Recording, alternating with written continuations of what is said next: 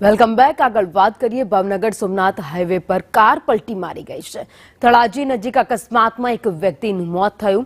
રાજુલાથી ભાવનગર આવતા વખતે અકસ્માત સર્જાયો હતો। કારમાં સવાર અન્ય 3 લોકો ઇજાગ્રસ્ત થયા છે, જેમને તાત્કાલિક હોસ્પિટલ સારવાર માટે ખસેડવામાં આવ્યા।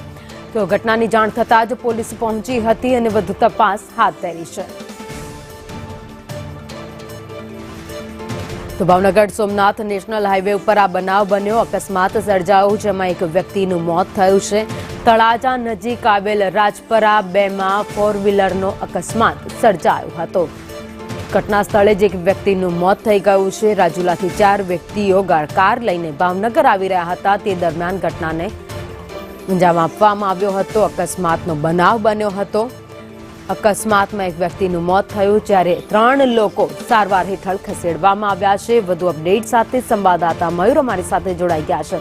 મયુર, કારનો અકસ્માત થયો, જેમાં એક વ્યક્તિનું મોત।